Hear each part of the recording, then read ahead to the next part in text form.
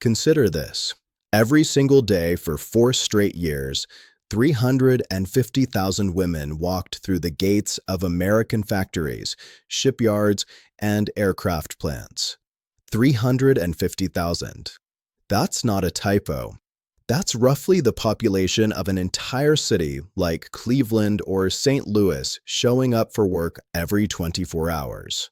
By the time the last rivets were hammered and the final victory ships launched in 1945, more than 6.7 million women had joined the American workforce, increasing female employment by nearly 50% in just 4 years.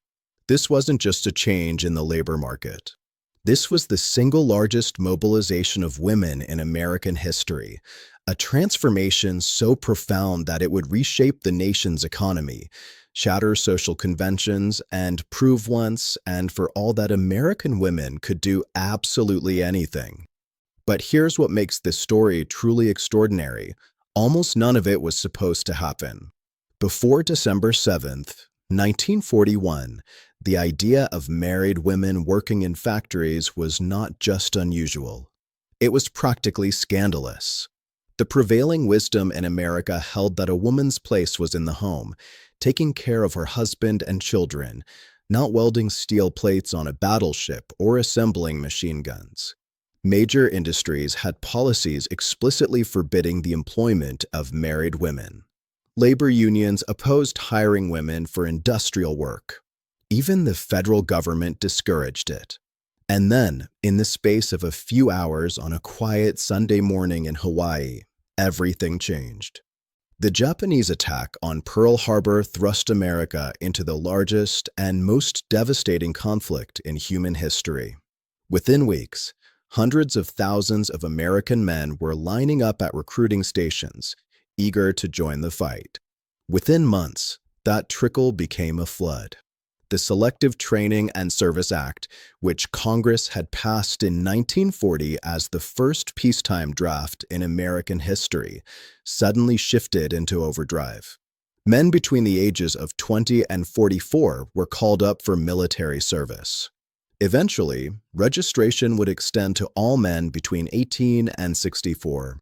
By the time the war ended in 1945, more than 16 million American men had served in uniform. 10 million of those were inducted through the draft alone. Another 6 million volunteered before voluntary enlistments were discontinued in December 1942. Now, think about those numbers for a moment. 16 million men. In a nation with a total population of roughly 132 million people, that meant 1 out of every 8 Americans was serving in the military. For working-age males, the proportion was even more dramatic. The vast majority of able-bodied men between 18 and 35 were either already in uniform or about to be. They weren't working in automobile plants anymore. They weren't building houses or repairing locomotives. They certainly weren't manufacturing the tanks, aircraft, ammunition, and warships that would be needed to fight a two-front war against Germany and Japan. And that's where the crisis began.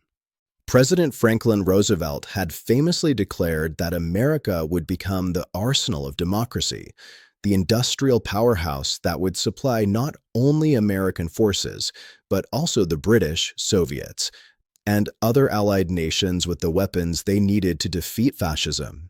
It was a bold promise. It was also, on the face of it, completely impossible. How do you produce more tanks, planes, and ships than any nation in history when your entire male workforce is being shipped overseas? How do you ramp up production when the skilled workers who know how to weld, rivet, and machine steel parts are gone? How do you build a Liberty ship every 24 hours when there's literally nobody left to build it?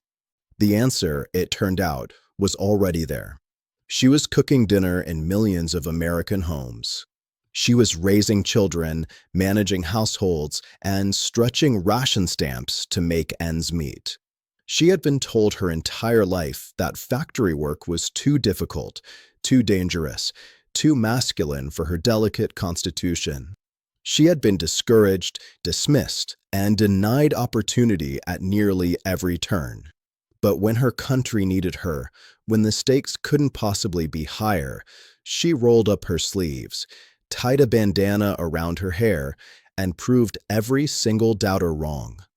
By the spring of 1942, just months after Pearl Harbor, it was becoming painfully obvious that the United States faced an intense labor shortage. War production was ramping up at a breakneck pace. New factories were being built. Existing plants were being converted from civilian to military production. The Ford Motor Company's massive Willow Run plant outside Detroit was being constructed to manufacture B-24 Liberator bombers at a rate that would have seemed impossible just a year earlier. Kaiser Shipyards on the West Coast were preparing to build cargo vessels and warships on an assembly line basis, treating shipbuilding like manufacturing cars. Douglas Aircraft, Boeing, Lockheed, and dozens of other aviation companies were expanding rapidly to meet military contracts. But expansion means nothing without workers. The U.S. Employment Service conducted surveys of employers in early 1942, and the results were sobering. Between January and July of that year, employers dramatically increased their estimates of how many jobs women could acceptably fill, from just 29% to 55%. That wasn't because employers suddenly discovered feminism. It was because they were desperate. There simply weren't enough men left to hire. You can imagine the panic setting in at the highest levels of government. The federal government knew it had to act, and act fast. In April 1942, President Roosevelt established the War Manpower Commission, tasked with planning placement, training, labor utilization, and selective service policies. The commission had one overriding mission: figure out how to get enough workers into war production to meet the military's overwhelming demands. By late 1942, the commission made a stunning announcement. It estimated that roughly 5 million new employees would need to be recruited in 1943 alone. And the majority of those workers, the commission concluded, would have to be women. This was a radical shift in thinking. Just a year earlier, the idea of actively recruiting married women into factory work would have been met with widespread opposition. Traditional gender roles were deeply ingrained in American society. Women were expected to stay home. Working women were often viewed with suspicion or pity, assumed to be taking jobs only out of economic desperation. The notion that a respectable married woman with children would choose to work in a shipyard or aircraft plant was almost unthinkable. But war has a way of making the unthinkable necessary. The War Manpower Commission, working closely with the Office of War Information, launched an aggressive propaganda campaign to change public attitudes about women working in war industries. They used every tool at their disposal: radio broadcasts, newspaper advertisements, posters, billboards, and even Hollywood films. The goal was simple but ambitious: convince millions of American women that working in a defense plant wasn't just acceptable. It was patriotic. It was their duty. It was how they could contribute directly to winning the war and bringing their husbands, brothers, and sons home safely. And they needed a symbol, a face, a name that would capture the imagination of the nation and make the idea of the woman war worker not just acceptable, but heroic. They found her in a song that debuted in early 1942, just weeks after Pearl Harbor. The song was called Rosie the Riveter, and it told the story of a woman working on an assembly line, doing her part to protect her boyfriend Charlie, who was serving in the Marines. The lyrics were catchy, upbeat, and deliberately designed to make factory work sound glamorous and important. Rosie the Riveter wasn't based on a single real person, at least not at first. She was a composite, an idealized image of what American women could be if they stepped up to meet the challenge. But she quickly became real. Women all across the country started identifying themselves as Rosies. They saw themselves in the propaganda posters showing a strong, confident woman in work clothes and a polka dot bandana. They heard themselves in the song playing on the radio. And most importantly, they believed the message. They could do it. The most famous image of Rosie came from a poster created by artist J. Howard Miller for the Westinghouse Electric Corporation in 1943. It showed a woman in a blue work shirt with a red bandana, flexing her arm and looking directly at the viewer with fierce determination. Above her head were 4 simple words, "We can do it, that poster," though originally displayed only inside Westinghouse factories for a few weeks, would eventually become one of the most iconic images in American history. It captured something essential about the moment, a sense of female empowerment, confidence, and strength that challenged everything American society had believed about women's capabilities. But the real Rosies, the actual women who answered the call, were far more diverse and complex than any poster could capture. They were young women fresh out of high school looking for adventure and good wages. They were middle-aged mothers whose sons were fighting overseas and who wanted to contribute in any way they could. They were African American women who saw the war as a chance to escape the limited options of domestic service and agricultural labor. They were immigrants, farm girls, college graduates, and widows. What they shared was a willingness to step into the unknown, to take on work they'd never imagined doing, and to prove that American women were every bit as capable, determined, and essential to victory as American men. By the end of 1942, the transformation was already underway. Women were streaming into defense plants in numbers that shocked even the optimistic planners at the War Manpower Commission. The female labor force, which had stood at roughly 12 million in 1940, was growing by hundreds of thousands every month. In manufacturing alone, the share of jobs held by women jumped from about 25% before the war to 33% by 1944. In some industries, particularly aircraft manufacturing, the numbers were even more striking. Women would eventually make up nearly half the workforce at major aircraft plants. This wasn't just a statistical anomaly. This was a complete upheaval of American society. And it was happening at a pace that no one could have predicted. 350,000 women entering the workforce every single day. Now, think about what that means in practical terms. That's 350,000 individual decisions, 350,000 women waking up and choosing to do something that society had told them was impossible. It's 350,000 women facing down skepticism from employers, resistance from male coworkers, and often disapproval from their own families. It's 350,000 women learning new skills, adapting to harsh working conditions, and proving every single day that they belonged. The scale is almost impossible to comprehend. But it's important to try because this mobilization didn't just win a war. It changed America forever. The story of those 6.7 million women, of every single Rosie who picked up a rivet gun or a welding torch, is one of the most compelling and least understood chapters in American history. It's a story of courage, sacrifice, and determination. It's a story of a nation pushed to the breaking point and finding strength in the most unexpected place. And it all started with an impossible crisis and a simple question. If the men are gone, who's going to build the weapons to win the war? The answer, as it turned out, was Rosie. And she was about to do something absolutely astonishing. So how exactly do you convince an entire nation to abandon deeply held beliefs about gender roles in the span of a few months?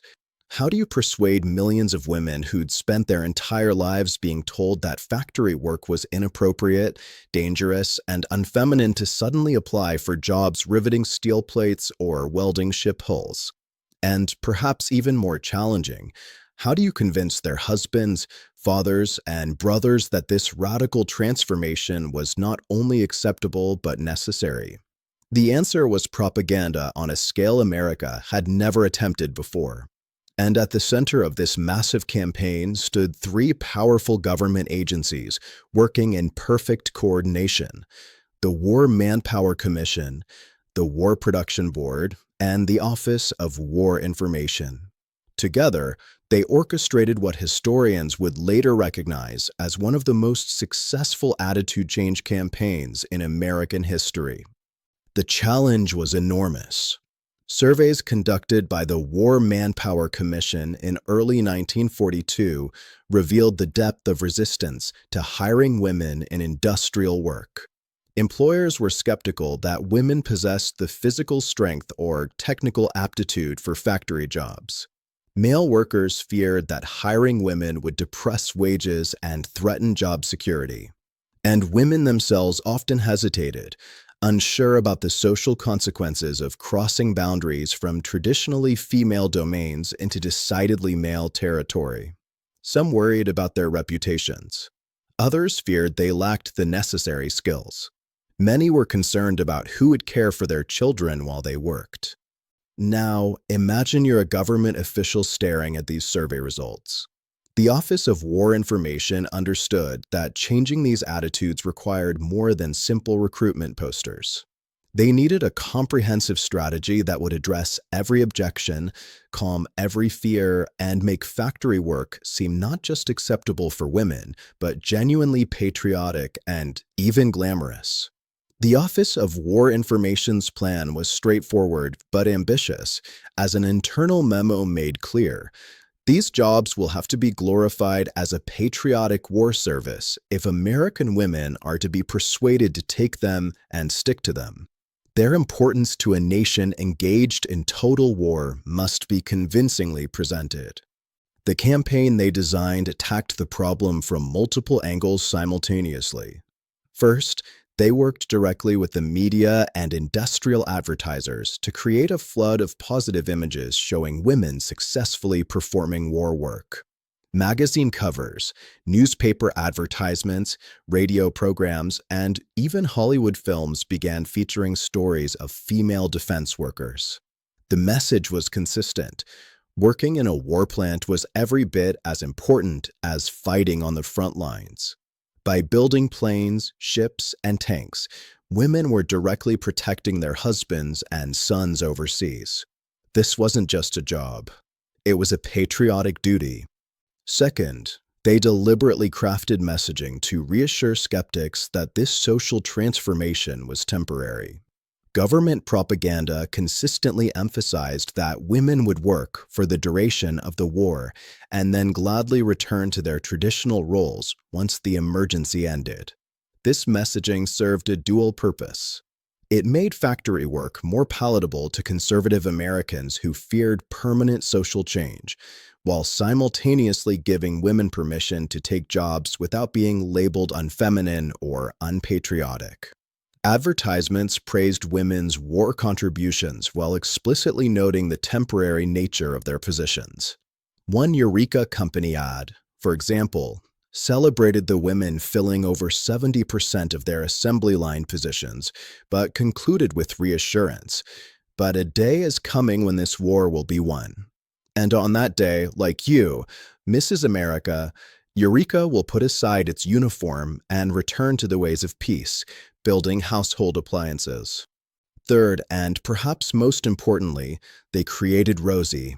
The character of Rosie the Riveter emerged in early 1942 through a popular song written by Red Evans and John Jacob Loeb.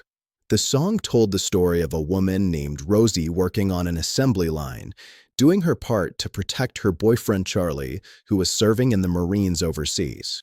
The lyrics were deliberately crafted to make factory work sound exciting and heroic while emphasizing Rosie's femininity and patriotic motivation.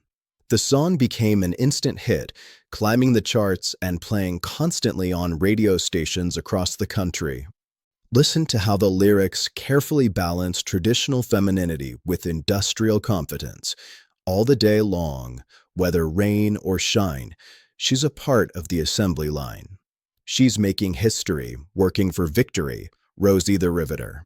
The song emphasized that while other girls were sipping dry martinis, munching caviar, Rosie was putting them to shame by doing real, important work. She was keeping a sharp lookout for sabotage, sitting up there on the fuselage, proving that little frail can do more than a male can do. The message was clear. Rosie was feminine, patriotic, competent, and absolutely essential to winning the war. The song's success inspired visual artists to create their own versions of Rosie. The most famous came from Norman Rockwell, America's best-known popular illustrator. Rockwell's Rosie appeared on the cover of the Saturday Evening Post on Memorial Day, May 29, 1943. The timing was deliberate. Memorial Day honored Americans who had died in military service, and Rockwell's image connected women's industrial work directly to that sacrifice. Rockwell's Rosie was stunning in her power and symbolism. She sat during her lunch break, a rivet gun resting on her lap, her foot planted firmly on a copy of Hitler's manifesto, Mein Kampf. Her lunchbox bore the name Rosie, immediately connecting the image to the popular song. Rockwell based her pose on Michelangelo's prophet Isaiah from the Sistine Chapel's ceiling, deliberately invoking the grandeur and importance of Renaissance art to elevate the dignity of war work. But the most striking aspect of Rockwell's Rosie was her physical presence. She was brawny, muscular, powerful. Her biceps bulged. She wore heavy work boots and overalls stained with honest labor. This was a radical departure from typical depictions of femininity in 1943 America. Yet Rockwell carefully maintained traditionally feminine touches, styled red hair, red nail polish, red lipstick, and a handkerchief and compact visible in her pocket. The message was brilliant in its complexity. Rosie was strong enough to do a man's job, but she was still unmistakably a woman. Rockwell's model was 19-year-old Mary Doyle Keefe, a telephone operator from Vermont. She wasn't a riveter. She had never worked in a factory. But that didn't matter. Rosie wasn't supposed to be a documentary portrait. She was a symbol, an ideal, a representation of what American women could become. Rockwell deliberately painted her larger and more muscular than his actual model, later writing to apologize, "I did have to make you into a sort of a giant." The image worked precisely because it was aspirational, showing women not as they were but as they needed to be to meet the challenge. The Saturday Evening Post cover proved enormously popular. The magazine loaned the original painting to the U.S. Treasury Department for the duration of the war, and it appeared on posters for war bond drives across the country. Rosie became an instant icon, a visual representation of female industrial power that resonated with millions of American women. But Rockwell's Rosie, as famous as it became, was just one of many Rosies flooding American visual culture. Another image, created by artist J. Howard Miller for the Westinghouse Electric Corporation in early 1943, would eventually become even more iconic, though it wasn't initially as widely seen. Miller's poster showed a woman in a blue work shirt with a red bandana, her arm flexed to display her biceps, looking directly at the viewer with fierce determination. Above her head appeared 4 simple words: "We can do it." Here's what most people don't realize about that poster. It was originally displayed only inside Westinghouse factories for a few weeks as part of a series created for the War Production Board. It wasn't meant for mass public consumption. But the image captured something essential about the moment, a sense of female confidence and competence that challenged everything American society had believed about women's capabilities. Decades later, during the women's rights movement of the 1970s and 80s, the image would be rediscovered and transformed into one of the most recognizable symbols of feminism in the world. Beyond these famous images, The government's propaganda machine created hundreds of other posters, each targeting different audiences and addressing specific concerns. Some posters targeted women directly with slogans like, "The more women at work, the sooner we win." Others were designed to convince men that allowing their wives, daughters, and sisters to work in defense plants was patriotic rather than shameful. Navy and Coast Guard recruitment posters showed women in crisp uniforms performing technical work like air traffic control or radio operation. The images attempted to reassure fathers, mothers, husbands, and brothers that serving in organizations like the WWII and SPARS was honorable work for young women. The War Manpower Commission supplemented visual propaganda with an equally aggressive recruitment campaign targeting specific groups of women. They identified married women without young children as the best source of workers for the duration of the war. The commission believed these housewives were ideal for wartime needs because they could be expected to voluntarily forfeit their jobs to returning servicemen when the war ended. This cynical calculation made recruiting married women more palatable to employers and male workers who might otherwise have resisted. The recruitment message emphasized both patriotic duty and practical benefits. War plant jobs offered wages far higher than most women had ever earned. A skilled riveter or welder could make 93 cents per hour or more, substantially above the typical 30 to 40 cents per hour that women earned in traditional female occupations like clerical work or retail. For many women, especially those struggling to support families while their husbands served overseas, the economic opportunity was as compelling as the patriotic appeal.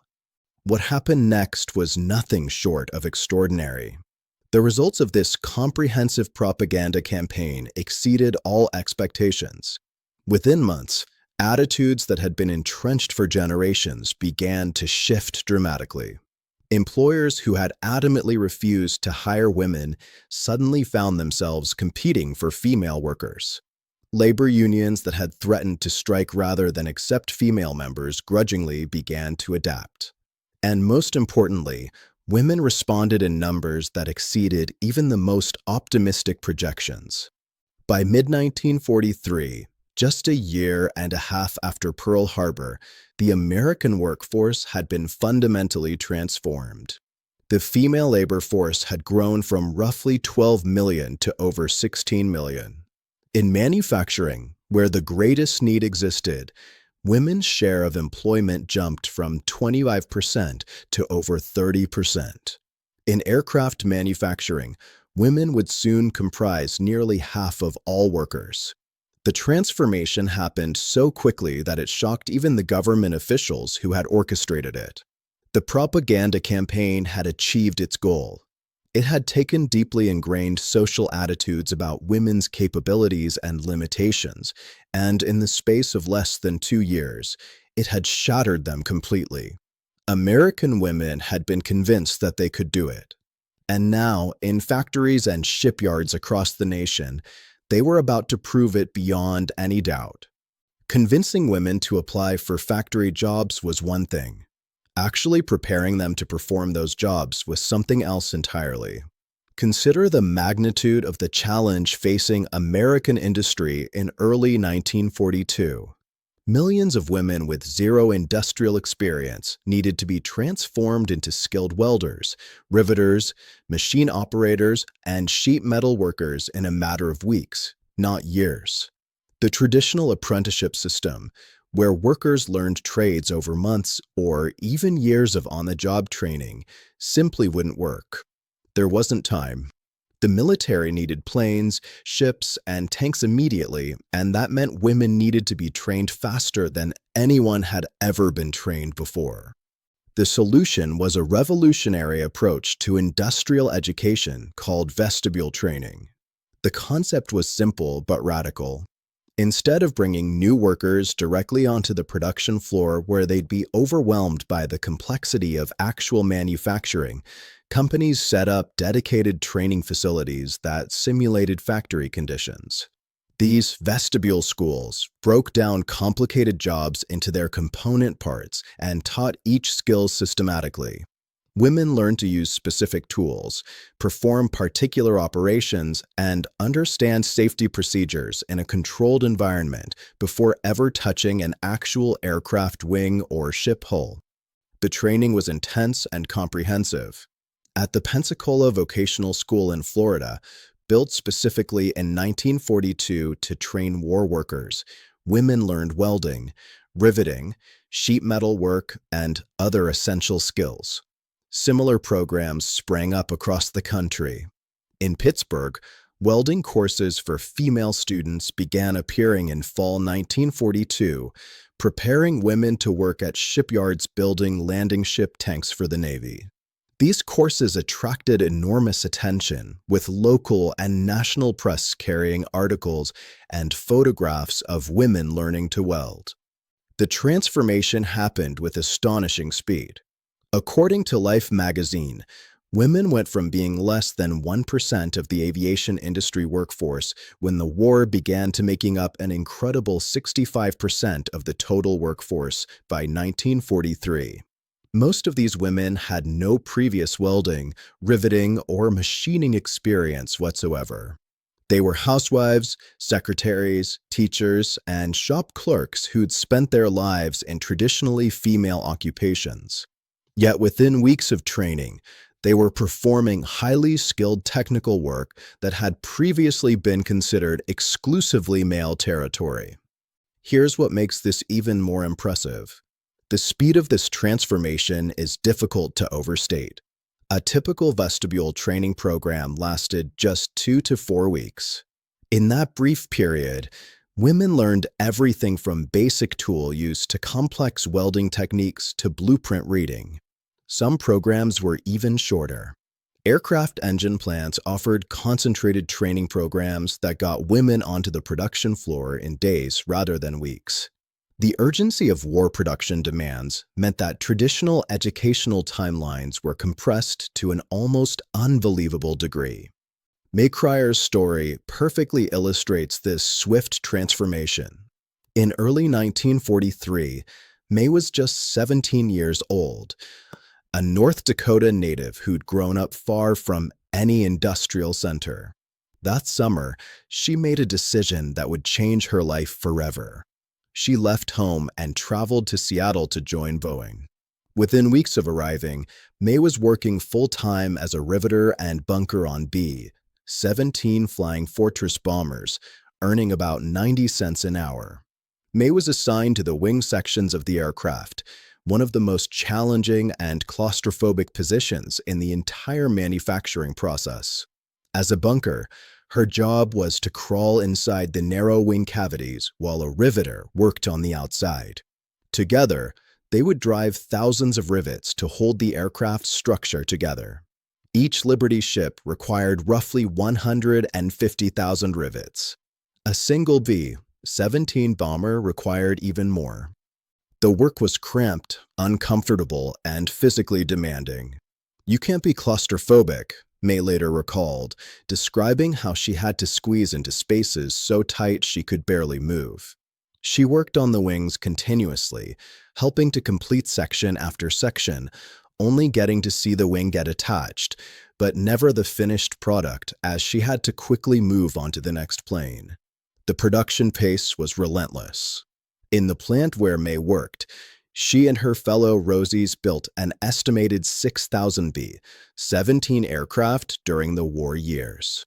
But May wasn't exceptional in her rapid transition from civilian to skilled war worker. She was typical.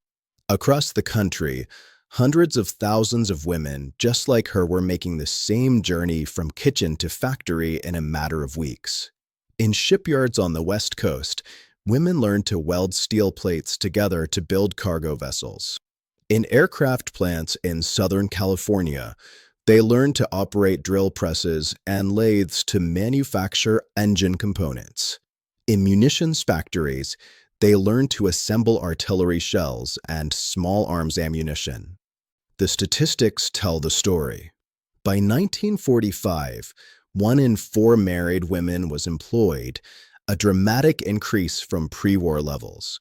A quarter of all employed women worked directly in war industries. In Pittsburgh alone, thousands of women went to work building landing ship tanks at Dravo Corporation and American Bridge Company, many of them as welders. The Djurjevic sisters, three of six daughters in a Croatian immigrant family from the North Perry neighborhood, exemplified this pattern. Vera, the oldest, received welding training first and started at Dravo in May 1943. Her sisters Julie and attended welding school together before starting work in July 1943. Eventually, all three worked in the same shipyard. This pattern of chain employment through family and social ties was extremely common. Women learned about job opportunities through word of mouth and received assistance, making connections. When entering the factory floor for the first time, many welcomed the presence of companions and commuting partners. Some women commuted as much as 2 hours each way to reach shipyards like Dravo's facility on Neville Island. The shared experience of learning a new trade and working in an unfamiliar environment created powerful bonds among female war workers. Now, you might assume every woman succeeded in the transition to industrial work. But that's not what happened. Not every woman succeeded. Some found the physical demands too challenging. Others struggled with the harsh working conditions or faced discrimination from male supervisors and coworkers. In 1944, though 27% of shipyard workers were women, only a few were given opportunities to work in highly skilled areas such as welding or advanced machinery operation. Many women were relegated to less skilled, lower-paying positions despite having completed the same training as men. But those who persisted often discovered capabilities they'd never imagined they possessed. Life magazine in 1943 featured a female welder on its cover and vividly described how women welders were sweating near blast furnaces, directing giant ladles of molten iron or pouring red-hot ingots. The article emphasized how these women were quickly accepted in the industry despite initial skepticism. The magazine's coverage reflected a broader cultural shift in how Americans viewed women's capabilities. The training revolution extended beyond factory floors to military service as well. The Navy's WAVES program, established in 1942, set up specialty training schools at universities across the country. Storekeepers trained at Indiana University in Bloomington, learning bookkeeping and supply management. Yeomen trained at Oklahoma A&M College in Stillwater, spending 6 weeks after boot camp learning typing, filing, and how to complete Navy forms the Navy way. Radio operators trained at the University of Wisconsin in Madison, where they learned Morse code. As one WAVE veteran recalled, Morse code, Morse code, Morse code, and then a little bit more Morse code. The compressed training timelines were possible only because of innovative teaching methods and the determination of the women themselves. Instructors broke complex industrial processes down into learnable components. They focused on the specific skills needed for particular jobs rather than trying to teach comprehensive trade knowledge. And they discovered that women often excelled at precision work that required steady hands, attention to detail, and patience. Companies quickly learned that fears about women's supposed physical limitations were largely unfounded. While some jobs did require significant upper body strength, most industrial work in modern factories depended more on skill, coordination, and careful attention than on raw physical power. Women proved perfectly capable of operating complex machinery, reading technical drawings, and performing intricate assembly work. In many cases, they excelled at tasks that male workers found tedious or difficult. The training infrastructure that emerged during the war years represented a genuine revolution in industrial education. Before the war, most skilled industrial work was learned through lengthy apprenticeships controlled by male-dominated unions. Women were systematically excluded from these programs. The wartime emergency forced a complete rethinking of how workers could be trained. The vestibule school model proved so effective that it influenced post-war vocational education and training programs for decades. May Cryer's experience at Boeing exemplifies the success of this training revolution.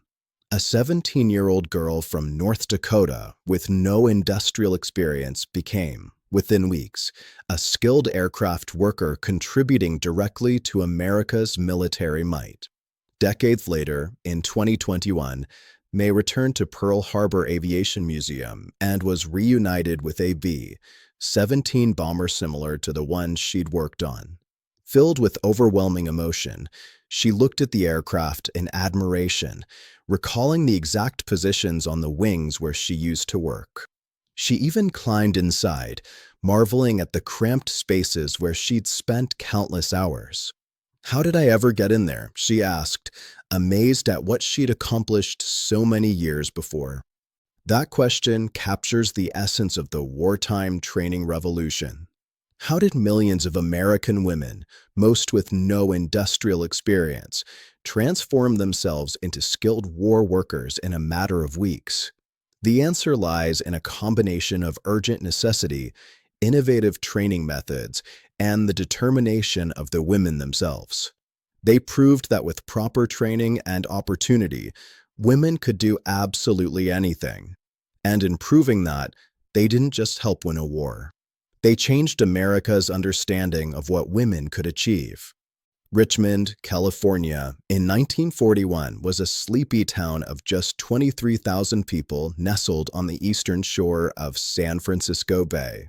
It had modest industry, quiet neighborhoods, and little reason to think it would become famous. Then Henry J. Kaiser arrived, and everything changed.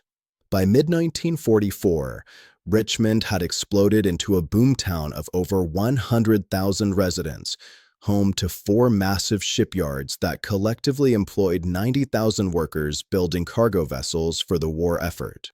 The scale of the transformation was almost incomprehensible. Kaiser's Richmond facilities became the most significant shipbuilding operation on the West Coast and one of the most productive manufacturing complexes in human history. The statistics are mind-blowing. Kaiser's 7 shipyards across the country eventually produced 1,490 Liberty ships during the war years, 27% of all the cargo vessels built in the United States. At the Richmond yards alone, more than 1,000 Liberty and Victory-class freighters and cargo ships rolled down the ways between 1942 and 1945. At peak production, Kaiser's Richmond operation was launching an average of 1 vessel per day. 1 per day. Let that sink in for a moment. These were not small boats. Liberty ships were 441 feet long and 57 feet wide, capable of carrying 10,000 tons of cargo.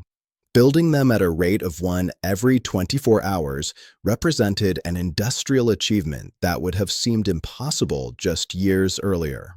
What made this miracle of production possible? The answer was a revolutionary approach to shipbuilding that Kaiser adapted from 2 unlikely sources: his experience building massive dams and Henry Ford's automobile assembly lines. Before Kaiser arrived, shipbuilding was a skilled craft characterized by slow, laborious processes. Experienced craftsmen assembled ships piece by piece directly on the shipway, a method that took months and required workers with years of training. At the start of the Liberty ship program, vessels took an average of 355 days to complete. That pace was hopeless for wartime needs. Kaiser's engineers revolutionized the entire process. Starting in May 1942, coinciding with increased recruitment of women and out-of-state workers, Kaiser implemented a new prefabrication system. Under this system, whole sections of a ship's superstructure, boilers, double bottoms, forepeaks, afterpeaks, and deckhouses were pre-assembled in a massive new plant located between Shipyards number 3 and number 4. Raw steel plates and structural shapes arrived directly from suppliers to warehouses, then moved to the prefabrication center by flat car or trailer. 3 conveyor belts in each bay handled 3 deck houses simultaneously. The prefabrication process was ingeniously systematic. Workers laid out 36 steel plates for each deck section, double-torched and match-marked them to fit precisely. The plates were set on specialized jigs mounted on conveyor platforms pulled by powerful hoists. Welding machines and teams of Lincoln 300-amp welders joined the plates together. Then came beams, stiffeners, and other structural shapes, all pre-cut, bent, and stored in what workers called the angle orchard. Bridge cranes lifted each massive deckhouse, turned it right side up, and moved it through stations where bulkheads, boat decks, bridge decks, housetops, piping, plumbing, heating, and electrical wiring were installed. This assembly line approach allowed fabrication of truly enormous prefabricated blocks weighing 50 tons or more. These blocks moved to the shipways where cranes swung them into position and welders attached them together to form the structure of the ship. Once the structure was complete, the vessel was launched into the water, freeing the shipway for the next ship. The launched ship then spent several weeks being outfitted with final carpentry, wiring, insulation, cargo booms, and other equipment. Picture yourself standing in one of these facilities. The advantages of this system were profound. Because so much work happened off the shipway on prefabricated blocks, far more workers could contribute to building each ship simultaneously. Yards heavily using pre-assembly could have more than 2,400 workers building a single ship at once, compared to just 700 in traditional yards. Pre-assembly also moved work from the cramped interior of ships into specialized assembly areas, making it far easier to perform efficiently. Welding downhand with the workpiece below the welder was much easier than welding vertically or overhead. Welders in pre-assembly shops doing mostly downhand welding produced on average twice as much welding per day as those working in the shipways. The system allowed Kaiser to build ships in 2/3 of the time and at a quarter of the cost of the average of all other shipyards. By 1943, construction time had dropped to an average of 41 days. That represented a reduction from 1.4 million man-hours and 355 days at the program's start to under 500,000 man-hours and 6 weeks by mid-war. The Permanente yard in Richmond normally averaged about 50 days per Liberty ship. And then came the stunt that captured the nation's imagination. On November 8th, 1942, at 1 minute past midnight, workers at Kaiser's Richmond Yard Number 2 laid the keel for Liberty Ship Number 440.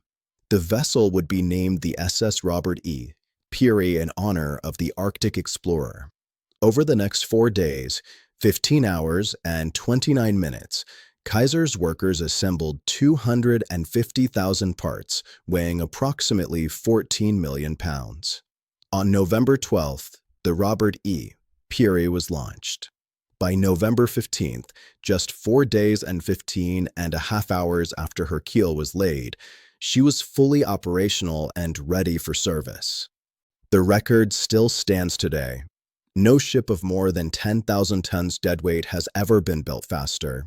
The Robert E. Peary's construction was admittedly a propaganda effort, an incentive ship designed to demonstrate that the United States could produce vessels faster than German U-boats could sink them. The pace wasn't sustainable for routine production, but the symbolic importance was enormous. It showed American workers, the military, and the world what was possible when innovative manufacturing techniques combined with determination and skill. And women were absolutely central to this achievement. At Portland's Kaiser Shipyards in 1944, 28,000 women comprised 30% of the workforce. At Richmond, eventually 1/3 of the 90,000-person workforce were women. At another Kaiser facility, women made up an astonishing 60% of all workers. By mid-1944, an average of 1 in 4 workers at Kaiser's Richmond shipyards were women. These weren't women doing peripheral support work. They were welders, burners, riveters, crane operators, and electricians doing exactly the same work as men and exposed to exactly the same occupational and environmental health hazards. The path to employment hadn't been easy. Women were initially excluded from membership in the International Brotherhood of Boilermakers, Iron Shipbuilders, and Helpers of America, the largest union in World War II shipyards and effectively a gateway to employment there. On September 8, 1942, women welders and burners representing hundreds barred from war production jobs at the new Marinship Corporation shipyards in Sausalito stormed Boilermakers' Local No. 6 offices in San Francisco, demanding the right to work. These white women were the first excluded group to win full admission to the Boilermakers Union. African American women would later be allowed work, but only through a second-tier auxiliary level of the union, and only after black men had secured jobs. Once employed, women proved themselves fully capable of the demanding work. Building a Liberty ship required approximately 150,000 rivets. In these shipyards, tons of steel were cut, shaped, welded, riveted, and swung into place by cranes on a daily basis. Women operated welding torches, drove rivets, read blueprints, and performed precision assembly work. They worked 6-day weeks in around-the-clock shifts. The conditions were harsh: deafening noise, clouds of metal dust, summer heat that made the steel decks almost too hot to touch, winter cold that penetrated work clothes. The health risks were substantial. Medical records from Richmond shipyard workers reveal that women suffered many of the same medical problems as the men they worked alongside.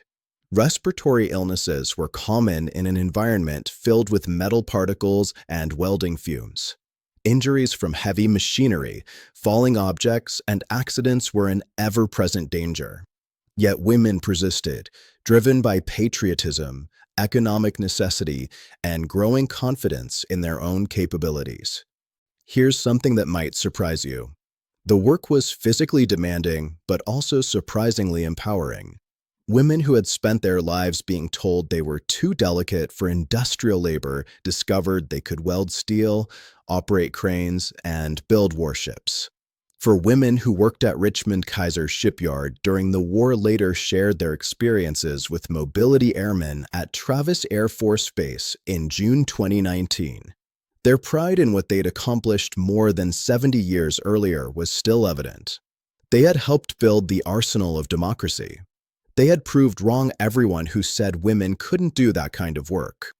First Lady Eleanor Roosevelt visited Kaiser Company's shipyard on the Columbia River in Vancouver, Washington, on April 5, 1943, to personally launch the new aircraft carrier USS Casablanca. But Eleanor was more interested in the social programs affiliated with the massive shipbuilding projects than in the ships themselves. She toured child care facilities, examined prepared meal programs for working mothers, and inspected healthcare services. Kaiser had recognized that recruiting and retaining women workers required addressing the double burden they faced: full-time industrial work combined with full-time domestic responsibilities. The child care centers and support services Kaiser provided were revolutionary for their time and helped lay the groundwork for future debates about workplace policies for working mothers. The Robert E. Peary, the ship built in 4 days and 15 hours, went on to serve admirably throughout the war. She sailed first to the Pacific Theater, visiting Noumea, New Caledonia, and Guadalcanal. In April 1943, she transferred to the Atlantic Ocean, operating on convoy routes to Europe. She ferried prisoners of war from North Africa and served off Omaha Beach on D-Day. In December 1946, she was withdrawn to the Wilmington Reserve Fleet. She was finally scrapped in June 1963 at Baltimore. Her nearly 21 years of service from launch to scrapping stood as testament to the quality of work performed by the thousands of Kaiser employees, including the thousands of women who built her in record time. Kaiser's revolutionary production methods and the women who made them possible transformed not just American shipbuilding, but American society. The Richmond shipyards demonstrated conclusively that women could perform highly skilled industrial labor at the highest levels. The legacy of those 28,000 women and their sisters at shipyards across the country would echo for decades. They had helped build one ship every 24 hours. In doing so, they built something even more significant, proof that American women could do absolutely anything. If the Kaiser shipyards represented one miracle of wartime production, the aircraft plants scattered across America represented another. Building ships was impressive. Building aircraft was almost magical.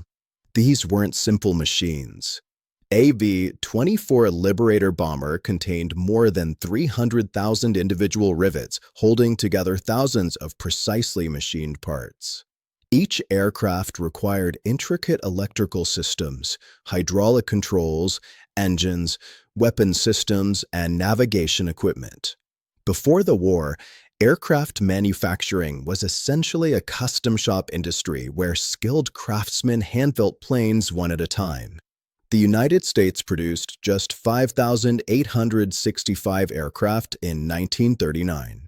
By 1944, American factories were building 96,318 planes in a single year.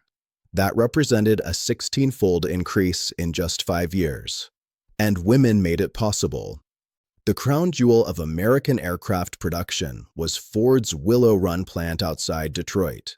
Henry Ford, the man who had revolutionized automobile manufacturing with the assembly line, promised he could do the same thing with bombers. The government and military brass were skeptical.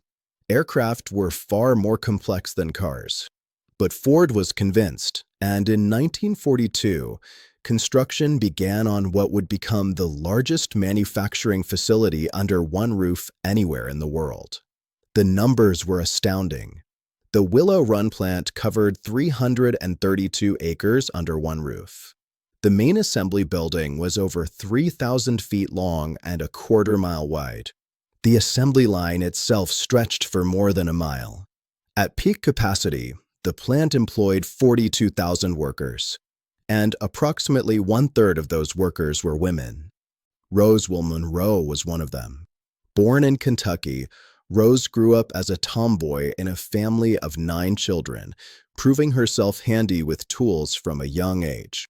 When her husband was killed in a car accident, she made a decision that would change her life and, in a strange way, American history. She moved to Michigan with her 2 young children to take a job building B-24 bombers at Willow Run.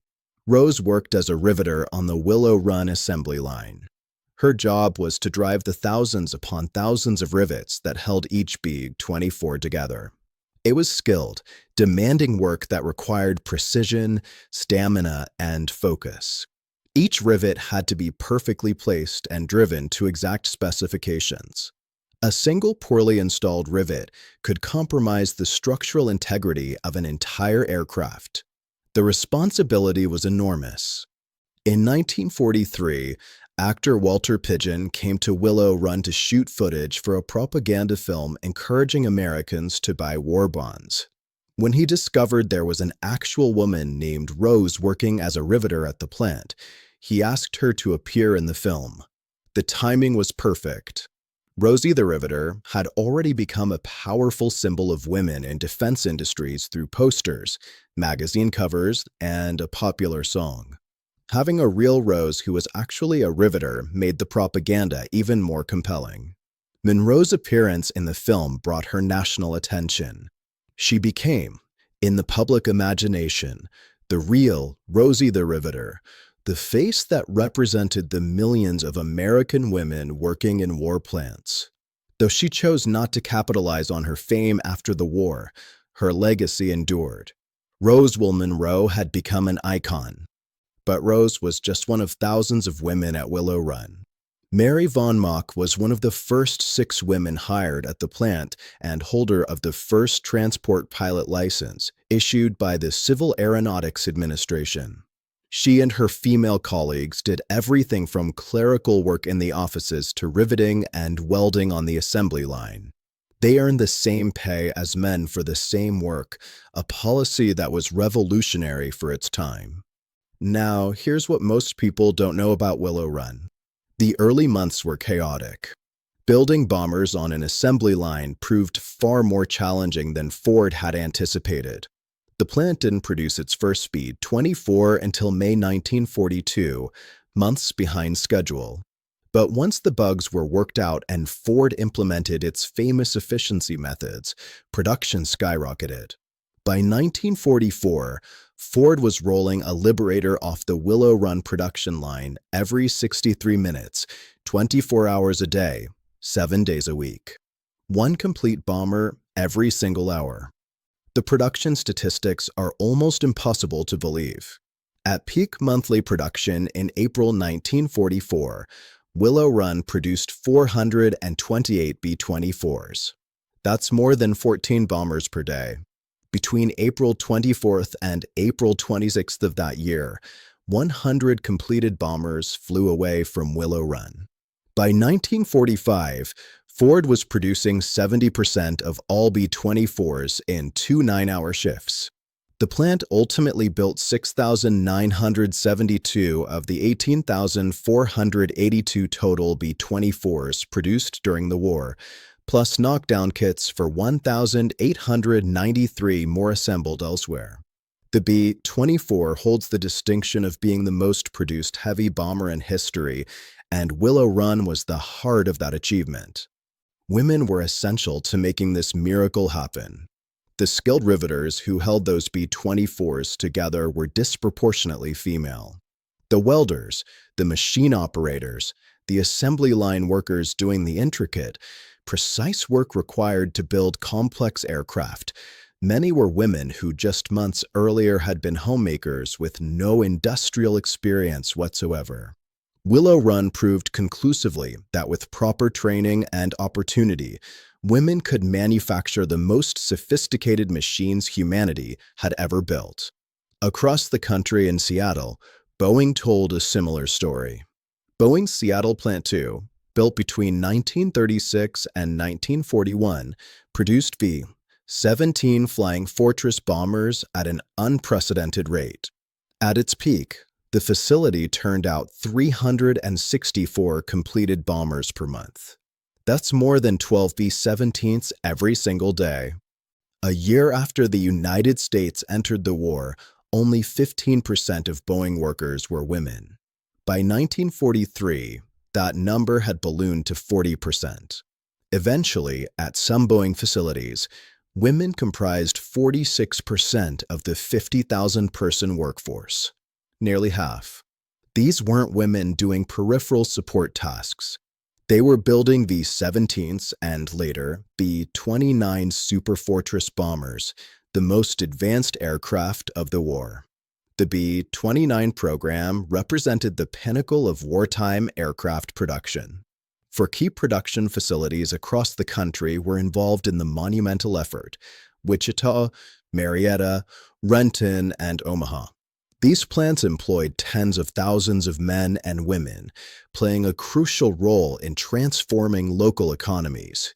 The Boeing Wichita plant alone produced 1,769 B-29 aircraft, accounting for 44% of entire B-29 production. At its peak, the plant employed 15,000 workers in 2 shifts. Boeing's Renton facility in Washington state encountered several challenges, including labor disputes, while maintaining production schedules. By August 1944, the Renton plant employed approximately 7,500 individuals, including 2,550 women and 2,010 men on the production line, with the rest mostly being women in administrative positions. Notice that breakdown: Women represented a substantial portion of direct production workers, not just office staff. The facility was able to assemble 160 B-29 Superfortress bombers per month by July 1945, surpassing the output of any other B-29 factory. Throughout the war, Boeing's Seattle and Renton facilities produced 1,119 B-29 Superfortress bombers. The Renton plant alone produced a total of 1,122 B-29A Superfortress bombers by the end of production. Women were instrumental in every phase of that production. May Cryer, whom we met earlier, worked at Boeing Seattle on B-17s, helping to build an estimated 6,000 of the iconic bombers during the war years. Her work as a riveter and bunker on the wing sections was representative of thousands of other women doing similar work at Boeing facilities. They crawled into cramped spaces, drove thousands of rivets, assembled intricate systems, and proved day after day that women could build the most complex military aircraft in the world. The path to employment for women at Boeing hadn't been easy. Before the war, Boeing and other major defense contractors routinely excluded African Americans from employment entirely. In its March 8, 1940 edition, the Northwest Enterprise began a campaign to force Boeing to open its doors to black workers. The battle for access to these well-paying defense jobs would continue throughout the war years, with African American women facing double discrimination based on both gender and race. But despite the barriers, women persisted. They learned to read blueprints and operate drill presses. They mastered welding techniques and assembly procedures. They built B-17s, B-24s, and B-29s by the thousands. In doing so, they didn't just contribute to winning the war. They fundamentally transformed what Americans believed women were capable of achieving. And here's one of the most fascinating parts of this story. The Women Air Force Service Pilots Program even recruited women to fly the B-29s to demonstrate the aircraft's safety to male pilots who were initially afraid of the new plane. Colonel Paul Tibbets recruited women demo pilots to prove the B-29 could be safely operated. If women could fly these massive bombers, surely trained male pilots could do the same. The propaganda value was enormous, but so was the symbolic importance. Women weren't just building the most advanced aircraft in the world. They were flying them. At Willow Run, at Boeing Seattle and Renton, at Douglas Aircraft in Southern California, and at dozens of other plants across America, women like Rosie Monroe and May Cryer proved that gender was no barrier to technical excellence. They riveted, welded, assembled, and inspected the aircraft that would give America air superiority in both the European and Pacific theaters. They worked 6-day weeks in around-the-clock shifts. They endured harsh conditions, skeptical male coworkers, and the constant pressure of knowing that lives depended on their work. And they delivered. By war's end, American industry had produced over 300,000 military aircraft. Women had built a substantial portion of those planes. In doing so, they had accomplished something that many people had insisted was impossible. They had proven, beyond any doubt, that American women could do absolutely anything. Here's what the propaganda posters never showed you. Rosie the Riveter on those glossy images looked confident, strong, and completely in control. She flexed her bicep, smiled at the camera, and radiated confidence. What those posters didn't show was what happened after her shift ended. They didn't show her stopping at the grocery store with her ration stamps, standing in line for an hour to buy whatever meat the butcher still had available. They didn't show her coming home to cook dinner, help children with homework, wash clothes by hand, and collapse into bed exhausted, only to wake up and do it all again the next day. The posters showed women doing one full-time job. The reality was that most of them were doing two. The statistics tell a story that's both inspiring and heartbreaking. Approximately half of the women working in defense plants during the war were married with children. These weren't young, single women living carefree lives in boarding houses. These were mothers, many with multiple children, who were trying to manage households and raise families while simultaneously working 48 to 60-hour weeks in factories. The term double burden doesn't even begin to capture the magnitude of what they faced. Consider a typical day for a married woman working at a shipyard in 1943. She wakes up at 5 in the morning to prepare breakfast for her children before they go to school. If she's lucky enough to have a spot in one of the rare childcare centers, she drops off her younger children on the way to work. If not, she's arranged for a neighbor, relative, or older child to watch them. She arrives at the shipyard by 7 for the start of her shift.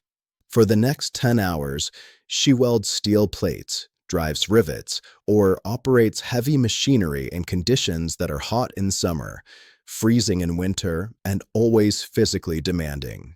The noise is deafening, the work is exhausting, and the danger is constant. Her shift ends at 5 in the evening, but her day is far from over.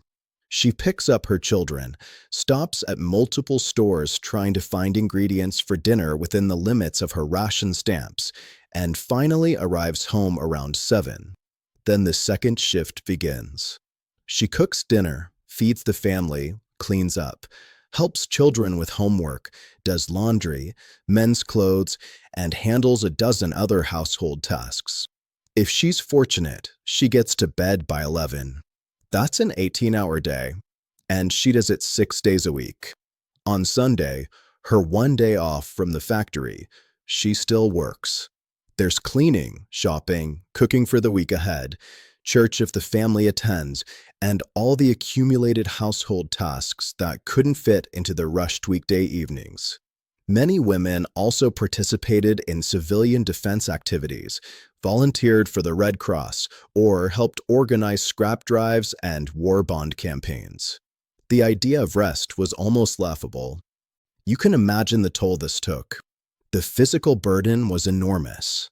Medical records from women who worked at the Kaiser Richmond shipyards reveal patterns of exhaustion, stress-related illness, and injuries from trying to do too much on too little sleep. Respiratory problems from factory conditions combined with weakened immune systems from chronic fatigue. Back injuries from heavy lifting at work were aggravated by domestic labor at home. Many women lost weight despite the physically demanding work because they simply didn't have time to eat properly. The emotional burden was equally crushing. These women worried constantly about their husbands, brothers, and sons fighting overseas. Every telegram delivery in the neighborhood brought terror that it might be for them, carrying news that a loved one had been wounded or killed. They worried about whether they were neglecting their children by working such long hours. They worried about whether the work they were doing was good enough, whether they were contributing enough to bringing the war to an end. And through all of this, they were expected to maintain standards of housekeeping and childcare that had been developed for women who stayed home full-time. Society's expectations hadn't changed just because 6 million women had entered the industrial workforce. Neighbors still judged a woman by whether her house was clean and her children were well-behaved. Husbands, even those serving overseas, often expected their wives to maintain traditional domestic standards while simultaneously holding down factory jobs.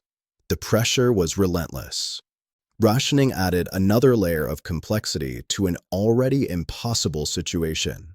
Starting in May 1942, the government instituted rationing programs for sugar, coffee, meat, cheese, butter, canned goods, shoes, and gasoline.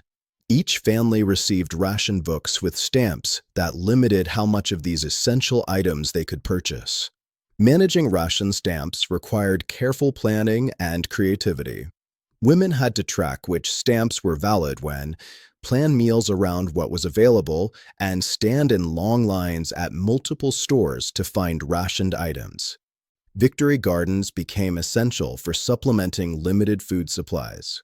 20 million Americans planted victory gardens during the war, producing an estimated 40% of all vegetables consumed in the United States. For working women, this meant adding gardening to their already overwhelming list of responsibilities. They planted gardens in backyards, vacant lots, and even rooftops. They weeded, watered, and harvested before work, during lunch breaks, and after shifts. Then they spent precious evening and weekend hours canning and preserving the produce to last through the winter. The letters that women wrote to husbands overseas reveal the strain. They tried to stay positive, emphasizing their contributions to the war effort and their pride in doing difficult work. But between the lines, exhaustion and stress were evident. One woman wrote to her husband at the front, "I know you're facing far worse than I am, and I don't mean to complain. But some days I'm so tired I can barely stand. Yesterday, I fell asleep at the dinner table with the children still eating."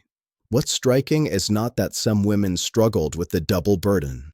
What's striking is that most of them somehow managed it. They developed elaborate systems of mutual support with neighbors and relatives. They learned to cook faster, clean more efficiently, and make do with less. They taught older children to help with younger siblings and household tasks. They found reserves of strength and determination they hadn't known they possessed. Some companies and communities recognized the problem and tried to help. Kaiser's shipyards, particularly Henry Kaiser himself, understood that women couldn't be productive workers if they were drowning in domestic responsibilities. His response would be revolutionary. The population explosion in defense industry boomtowns created crises that nobody had anticipated. Richmond, California, as we've seen, exploded from 23,000 residents to over 100,000 in just a few years. Similar transformations occurred in shipbuilding and aircraft manufacturing centers across the country. Portland, Oregon's population swelled with workers flooding in from across the nation. San Diego, Seattle, Detroit, and dozens of other cities faced the same challenge. Tens of thousands of new workers arriving with nowhere to live. The housing shortage reached crisis levels by mid-1942. In Richmond, families lived in tents, trailers, garages, and converted chicken coops. Multiple families squeezed into single-family homes, with workers on different shifts hot bunking, sharing the same bed in rotation as one person left for work and another returned. The government eventually built public housing projects, but construction couldn't keep pace with demand. Long waiting lists meant that many workers never secured permanent housing throughout the entire war. For women workers, particularly those with children, the housing crisis was especially acute. Finding landlords willing to rent to women with children was difficult. Single women faced discrimination from landlords who viewed them as morally suspect for working in factories and living independently.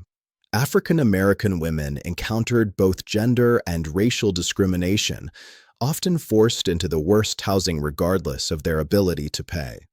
Now, imagine facing this next challenge. The childcare situation was even more desperate. Before the war, formal childcare barely existed in the United States. The assumption had been that mothers stayed home with children. Suddenly, hundreds of thousands of mothers were working long shifts in defense plants, and there was nowhere for their children to go.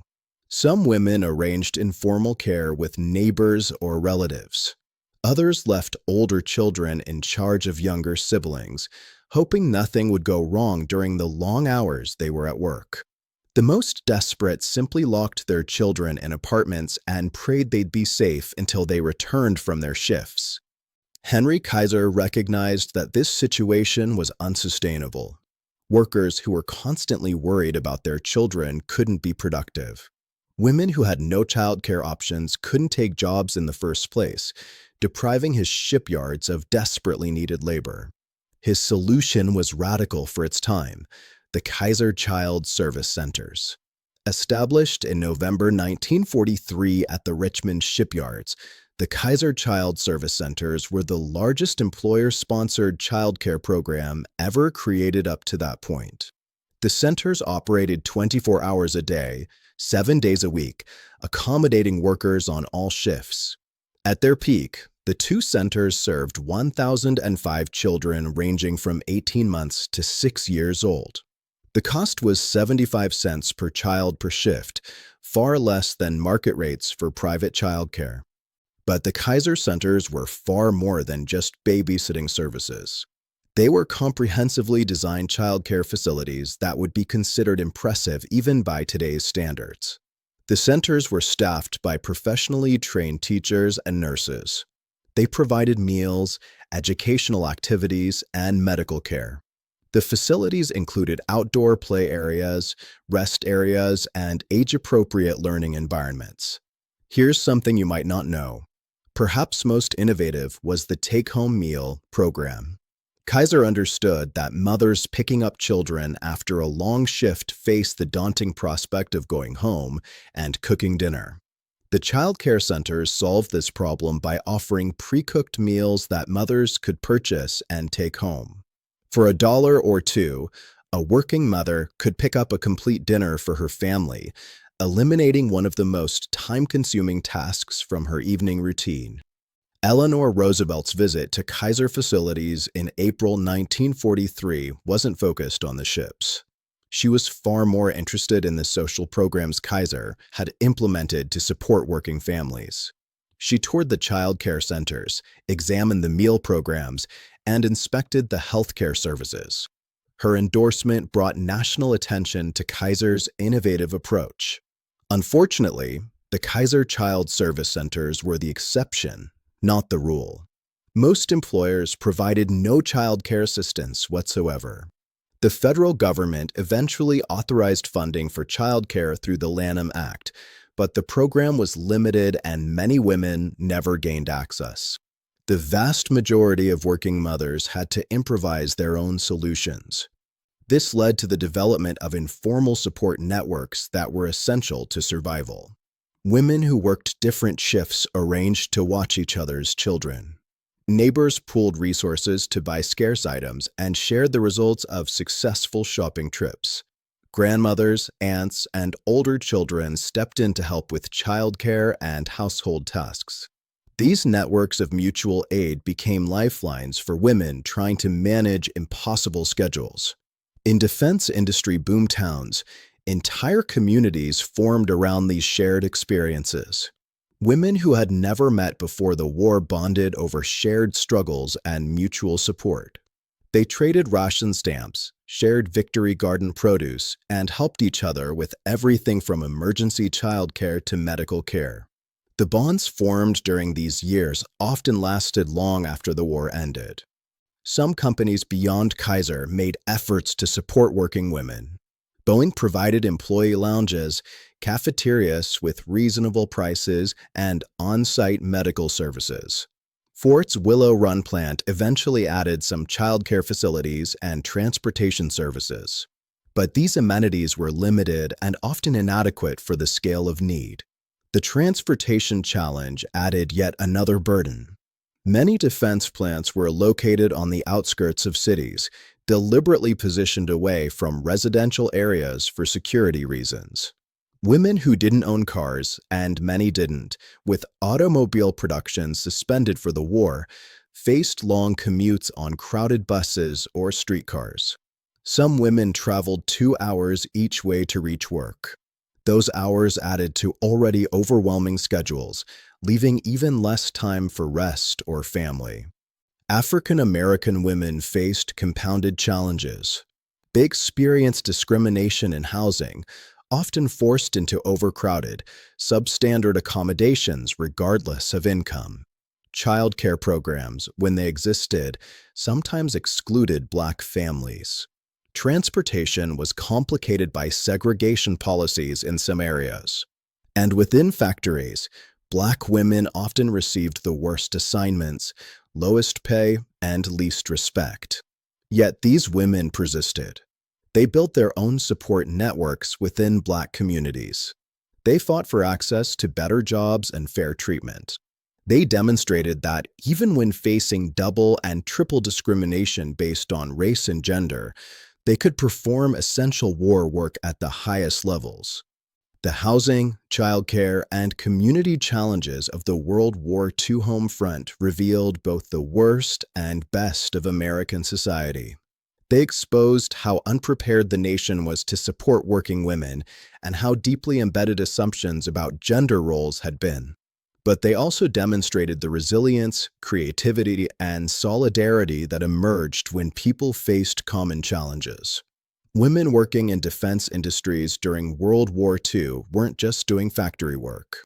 They were simultaneously running households, raising children, managing with rationing and shortages, maintaining homes and gardens, and supporting their communities. They were doing the work of 2 or 3 full-time jobs with grace, determination, and precious little recognition. The miracle wasn't just that American industry produced the weapons that won the war. The miracle was that women somehow found the strength to make it all possible while managing everything else life demanded of them.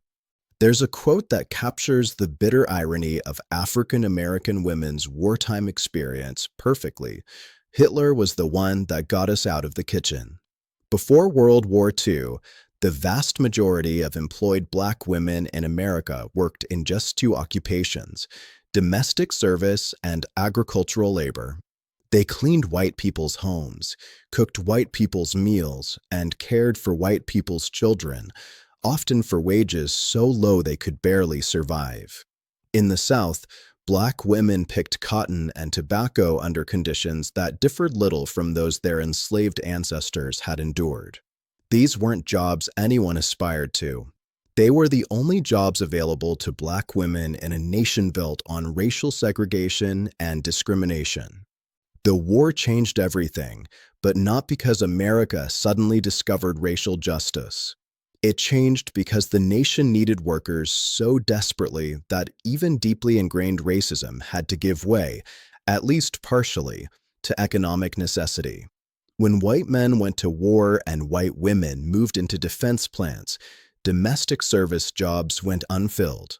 Black women saw their opportunity and seized it.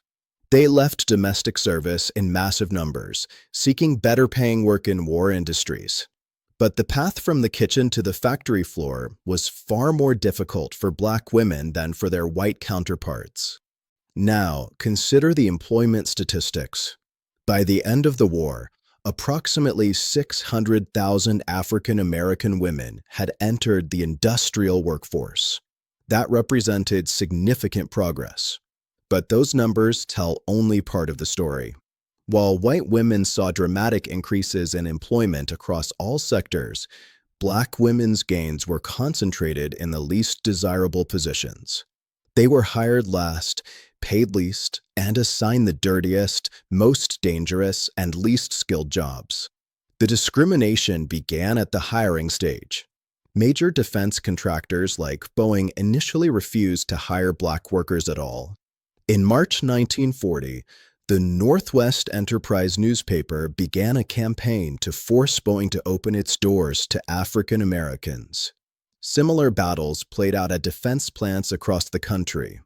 Black workers, both men and women, had to fight for the right even to apply for jobs that white workers could walk into without question. When Black women finally gained access to defense plants, they encountered a second level of discrimination. Union membership was often required for employment, but many unions explicitly barred Black workers or relegated them to second-class auxiliary membership. The International Brotherhood of Boilermakers, Iron Shipbuilders, and Helpers of America, the dominant union in shipyards, was particularly notorious. White women were initially excluded from the union, but won full admission after demonstrations in September 1942. Black women had to fight even harder. They were eventually allowed to work, but only through auxiliary locals that denied them voting rights and equal representation. On the factory floor, Black women faced harassment, hostility, and systematic marginalization.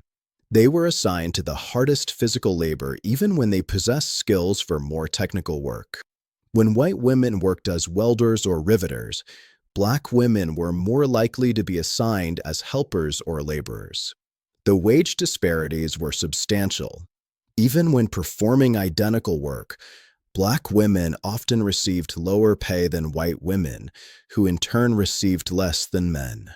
Access to facilities reflected the racial segregation of the era. In some plants, particularly in the South, separate locker rooms, restrooms, and cafeterias were maintained for Black and white workers. Black women ate lunch separately, changed clothes separately, and were expected to know their place in the racial hierarchy even as they built the weapons that would defeat fascism overseas. The housing crisis hit Black women hardest. Racial discrimination in housing was legal and widespread. Black workers were often forced into overcrowded, substandard accommodations regardless of their ability to pay. In Richmond, California, where Kaiser Shipyards employed thousands of Black workers, segregated housing projects created separate and unequal living conditions. Black families paid the same or higher rents for inferior accommodations. Yet, despite all these obstacles, Black women persisted. They recognized that even discriminatory factory work was better than domestic service. A job in a shipyard or aircraft plant paid 2 or 3 times what domestic work offered. More importantly, it represented a step toward economic independence and dignity. Black women were willing to endure discrimination and harassment because they understood they were fighting for opportunities their daughters and granddaughters would inherit. Some Black women became activists, fighting not just to keep their own jobs, but to open doors wider for others. They organized, demonstrated, and demanded fair treatment. In some cases, they filed complaints with the Fair Employment Practice Committee, the federal agency established in 1941 to address discrimination in defense industries. Though the Fair Employment Practice Committee had limited enforcement power, it provided a platform for documenting and publicizing discriminatory practices. The war years represented a significant turning point for Black women's employment. Before the war, 90% of employed Black women worked in agriculture or domestic service. By 1944, that percentage had dropped substantially as hundreds of thousands moved into industrial, clerical, and service sector jobs. This shift would have lasting implications. Though many Black women lost their factory jobs when the war ended, most refused to return to domestic service. They had tasted better wages and more dignified work, and there was no going back. Here's something crucial to understand. The experience of Black women war workers also contributed to the emerging civil rights movement. Women who had fought against discrimination in defense plants would fight against segregation in the 1950s and 60s. The confidence, organizing skills, and determination they developed during the war years would prove invaluable in the battles ahead. African American women faced double discrimination during World War II, first as women in a male-dominated industrial workforce, and second as Black Americans in a segregated, racist society. Yet they demonstrated double determination. They fought their way into defense plants, persevered through harassment and inequality, and proved that Black women could perform any work as well as anyone else. Their struggle and their achievements deserve recognition as an essential part of the home front story. Equal pay for equal work became a rallying cry in war plants across America. The slogan appeared on union literature, government posters, and company policy statements. Some employers, particularly West Coast shipyards like Kaiser, actually implemented equal pay policies. Women riveters at Kaiser facilities earned the same hourly wages as men doing identical work. For many women, this was the first time in their lives they'd experienced genuine pay equity. But the reality was far more complicated than the slogan suggested. Even when official policies mandated equal pay, numerous mechanisms existed to ensure women still earned less than men. Job classifications were manipulated so that women and men rarely performed officially identical work even when their actual tasks were the same.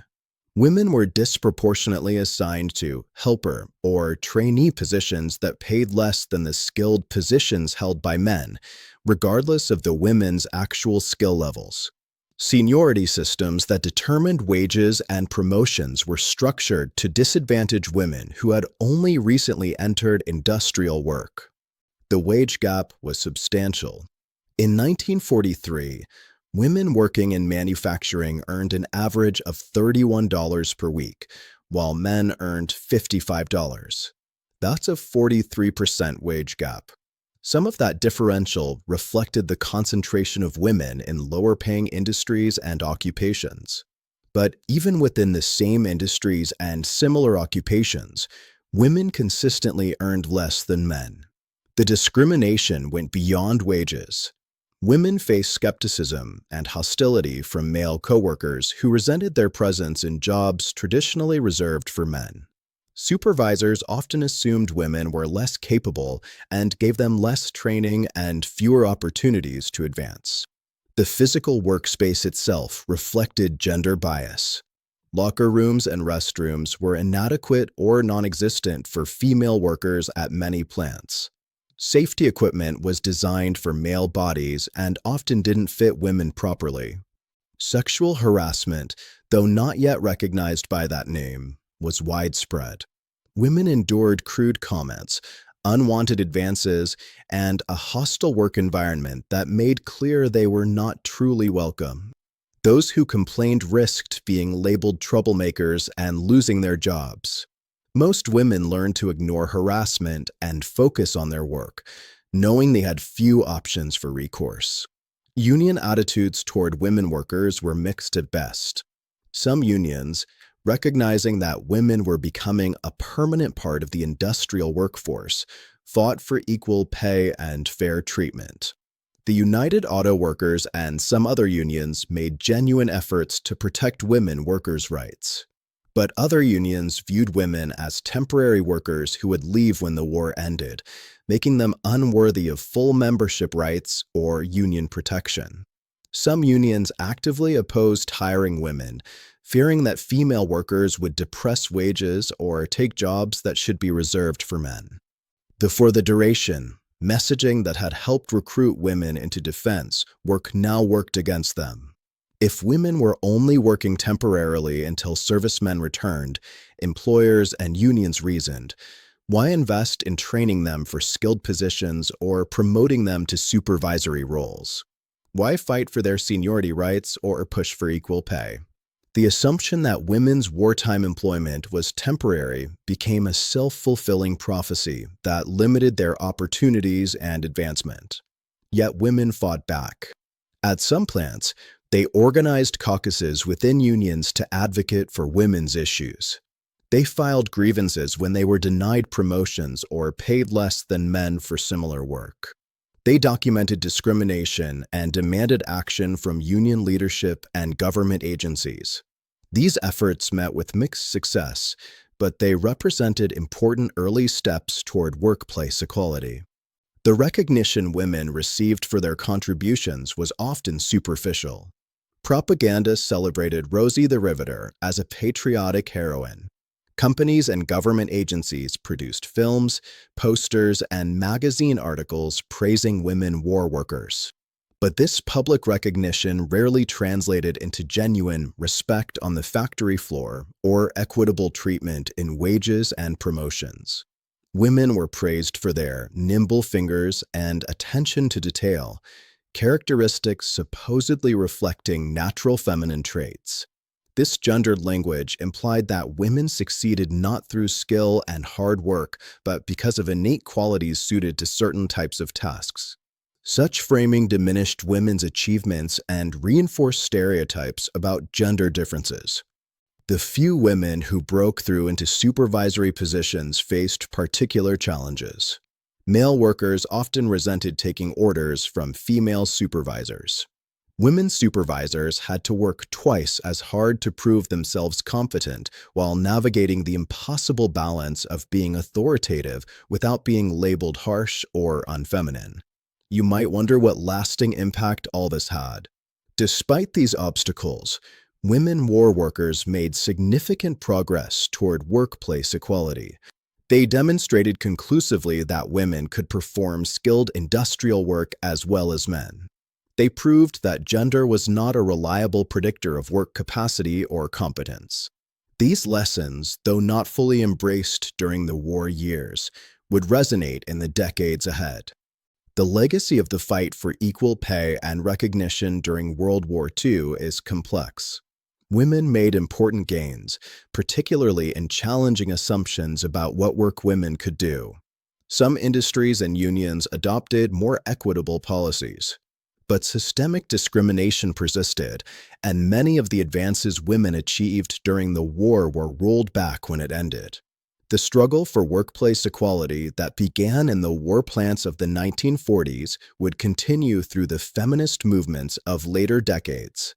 The women who fought for fair treatment during World War II laid groundwork that their daughters and granddaughters would build upon. Let's talk about numbers that sound impossible. In 1939, the year World War II began in Europe, the United States produced 5,865 military aircraft. Just 5 years later, in 1944, American factories built 96,318 planes in a single year. That's a 16-fold increase. 1,848 aircraft built every single week. More than 260 planes rolling off assembly lines every day. At peak production, American industry was completing a new military aircraft every 6 minutes, 24 hours a day, 7 days a week. These weren't simple machines. Each B-24 Liberator contained more than 300,000 individual rivets. Each B-17 Flying Fortress required thousands of precisely machined parts assembled with exacting tolerances. The B-29 Super Fortress represented the most advanced aircraft technology in the world, with pressurized cabins, remote-controlled gun turrets, and sophisticated navigation systems. Building these aircraft at the rate America achieved would have been inconceivable in 1940. Yet, by 1944, it was routine. Shipbuilding statistics were equally astonishing. Between 1941 and 1945, American shipyards built more than 5,000 merchant vessels and cargo ships. That doesn't include warships, aircraft carriers, battleships, cruisers, destroyers, submarines, and hundreds of smaller naval vessels. The Liberty Ship program alone produced 2,710 vessels in just 4 years. At peak production, American shipyards were launching an average of 3 ships every day. Kaiser's Richmond shipyards, as we've seen, were at the forefront of this miracle. The 4 Richmond facilities employed 90,000 workers at peak capacity and produced more than 1,000 ships during the war years. The SS Robert E. Peary, built in 4 days and 15 hours, represented the ultimate achievement, but even routine production was impressive by any historical standard. Kaiser's average construction time dropped to just 41 days per Liberty ship by 1943. Tank and artillery production matched the pace set by aircraft and shipbuilding. American factories produced approximately 88,000 tanks during World War II. They manufactured 2.6 million machine guns, 650,000 pieces of artillery, and billions of rounds of ammunition. The Detroit Arsenal tank plant alone produced more than 22,000 M4 Sherman tanks between 1942 and 1945. That's more than 15 tanks every single day for 3 straight years. What made these production miracles possible? The answer comes down to 3 factors: revolutionary manufacturing techniques, massive capital investment, and labor, lots of labor. We've already explored how Henry Kaiser transformed shipbuilding by applying assembly line methods borrowed from automotive manufacturing. How Ford adapted those same principles to aircraft production at Willow Run. How Boeing scaled up production to previously unimaginable levels. But none of it would have worked without workers. And that's where women become absolutely central to the story. Remember those overall production numbers. 6.7 million women entered the workforce between 1940 and 1944. That represented a nearly 50% increase in female employment in just 4 years. In manufacturing specifically, where the war production miracle was concentrated, women's participation jumped from 25% of the workforce before the war to 33% by 1944. In some industries, particularly aircraft manufacturing, women eventually comprised nearly half of all workers. Now, do the math with me for a moment. If women represented one-third of the manufacturing workforce by 1944 and American industry produced 96,318 aircraft, over 5,000 ships, 88,000 tanks, and millions of other weapons in that single year, then women directly built approximately one-third of all that production. One-third of those aircraft had women's hands shaping their fuselages, riveting their wings, wiring their instruments. One-third of those ships were welded, assembled, and launched by crews that included thousands of women workers. One-third of those tanks rolled off assembly lines where women operated drill presses, welding torches, and assembly stations. But even that understates women's contribution. Remember, these women were also running households, raising children, managing rationing, planting victory gardens, and supporting their communities. The 20 million victory gardens that Americans planted produced 40% of all vegetables consumed in the United States during the war. Women did most of that planting, tending, harvesting, and preserving. Women organized scrap drives that collected millions of tons of metal, rubber, and paper for recycling into war materials. Women sold war bonds that financed military operations. The economic impact was transformative. The wartime increase in female labor force participation represented one of the most significant economic shifts in American history. It increased total economic output, generated tax revenue, and demonstrated that women represented an enormous untapped economic resource. Economists have studied the long-term effects of World War II on women's employment and found that the changes persisted, particularly for women with higher education. Women who entered the workforce during the war were significantly more likely to remain employed afterward compared to women of similar ages who hadn't worked during the war. The production statistics that won World War II weren't just numbers on factory output reports. They represented human effort, sacrifice, and determination. Every aircraft, every ship, every tank, every bullet was built by real people working exhausting hours under difficult conditions. And millions of those people were women. When we say that America produced the weapons that won the war, we're really saying that American women, alongside American men, produced those weapons. The numbers that changed history had women's fingerprints all over them. The factory floor wasn't the only place where women's contributions proved essential to victory.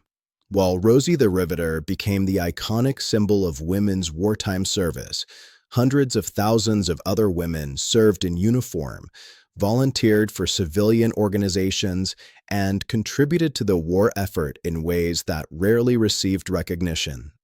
350,000 women served in military uniform during World War II. These weren't support personnel in the traditional sense. They were highly trained specialists performing technical work that directly supported combat operations. The Women's Army Corps, or WAC, enlisted more than 150,000 women who served in every theater of the war. WACs worked as radio operators, mechanics, drivers, clerks, and intelligence analysts. They served in North Africa, Europe, and the Pacific, often in dangerous conditions close to combat zones. The Navy's WAVES program, Women Accepted for Volunteer Emergency Service, recruited 86,000 women. WAVES received extensive technical training at universities converted into military schools. They learned Morse code, bookkeeping, radio operation, and dozens of other specialized skills. Morse code, Morse code, Morse code. And then a little bit more Morse code. One WAVE veteran recalled of her training at the University of Wisconsin. These women freed male sailors for combat duty by performing shore-based technical work that kept the Navy functioning. Here's something that might surprise you. The Women Air Force Service Pilots, or WASP, represented perhaps the most exceptional of the women's military organizations. Over 1,000 women flew military aircraft during the war, ferrying planes from factories to bases, towing targets for gunnery practice, and testing aircraft fresh from maintenance. 38 WASP pilots died in service. They flew the most advanced aircraft in the American arsenal, including the B-29 Superfortress. When male pilots expressed fear of the new B-29, the Army Air Forces recruited women demo pilots to prove the aircraft could be safely operated. If women could fly these massive bombers, surely trained male pilots could do the same. The Coast Guard SPARS, the Marine Corps Women's Reserve, the Army Nurse Corps, and Navy Nurse Corps collectively enlisted tens of thousands more women. Nurses served in field hospitals, on hospital ships, and at aid stations just behind front lines. They worked under fire, treated horrific wounds, and saved countless lives. 67 Army nurses were captured when the Philippines fell to Japan and spent more than 3 years as prisoners of war. 16 nurses died as a result of enemy action during the war.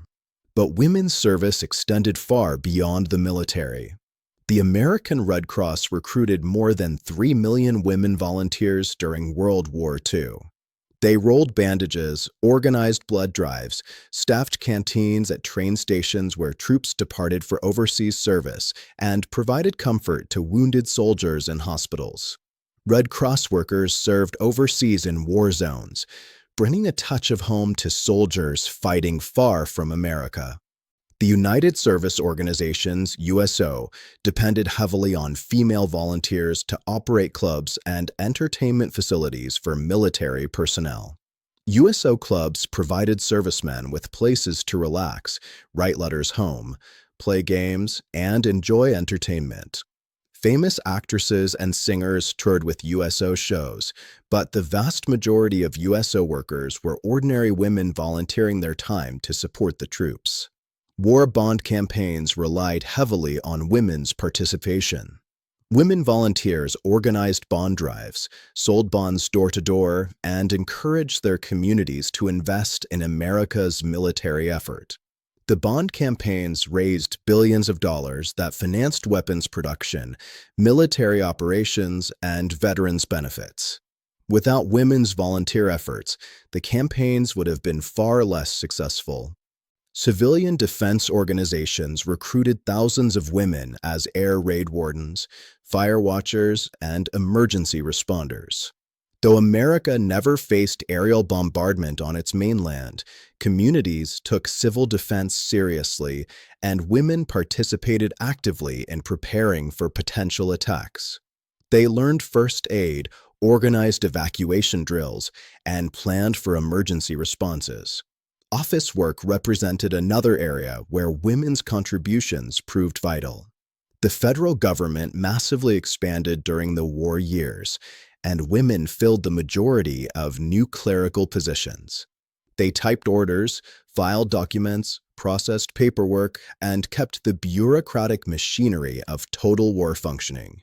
So-called government girls flooded into Washington, D.C., often working in cramped, temporary office buildings. Their work was unglamorous but essential.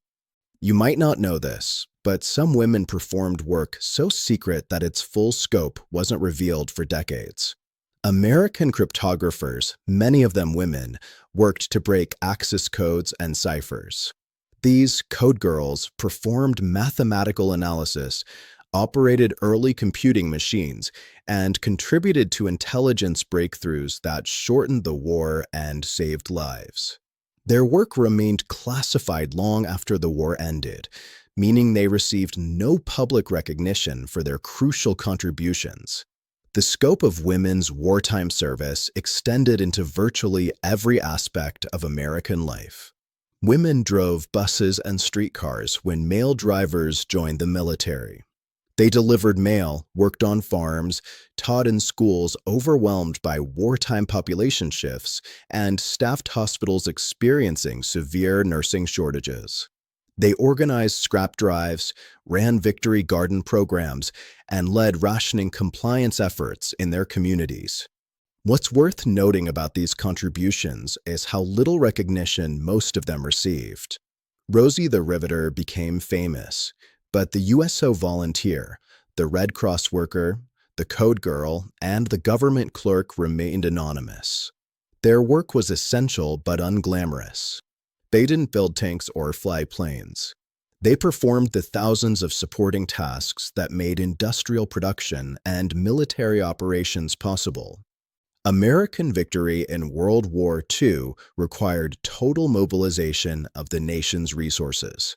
That mobilization extended far beyond factory floors and military bases. It encompassed every community, every neighborhood, and every family. And at the center of that total mobilization were women. Women building weapons, women in uniform, women volunteering, women organizing, women supporting, women sacrificing. 350,000 entering the paid workforce every day tells only part of the story. The full story includes millions more contributing in ways both visible and invisible to winning the war. August 14, 1945. The announcement that Japan had surrendered sent Americans into the streets in jubilation. In Times Square, sailors kissed nurses. In small towns across the country, church bells rang and sirens wailed. Families who had lived with fear and sacrifice for 4 long years could finally breathe. The war was over. Their sons, husbands, and brothers would be coming home. But in factories and shipyards across America, 6.7 million women faced a question that nobody seemed ready to answer. What happens now? For 4 years, women had been told their work was essential, patriotic, and vital to victory. They'd been Rosie the Riveter, celebrated in posters, songs, and magazine covers. They'd proved they could build ships in 4 days, manufacture aircraft every hour, and perform any job as well as any man. They'd earned good wages, often for the first time in their lives. They'd discovered capabilities they never knew they possessed. Many had found genuine satisfaction in their work, pride in their contributions, and independence they'd never imagined possible. Surveys conducted in 1944 revealed that 75 to 80% of women war workers wanted to keep their jobs after the war ended.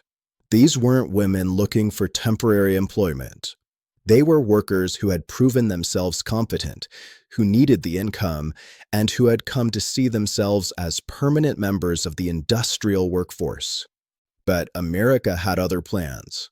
The propaganda that had recruited women into defense plants had always contained a promise, sometimes explicit, often implicit. This was temporary work for the duration. When the war ended and the men came home, women would gladly return to their traditional roles as wives and mothers. That had been the bargain. That's what made women's war work socially acceptable. Now the bill was coming due. Within weeks of Japan's surrender, the layoffs began. Defense contracts were canceled overnight. Plants that had operated 24 hours a day, 7 days a week, suddenly had no work. Companies facing the transition from military to civilian production needed to reduce their workforces dramatically. And the layoffs followed a clear pattern: last hired, first fired. Women were let go in massive numbers while male workers, even those with less seniority and fewer skills, kept their jobs.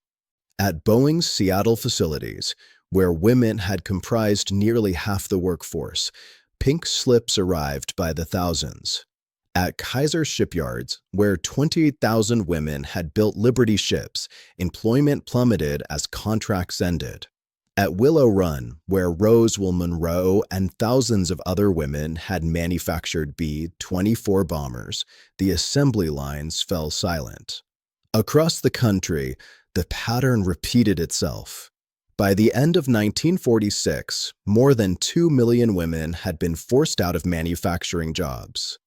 The emotional impact was devastating.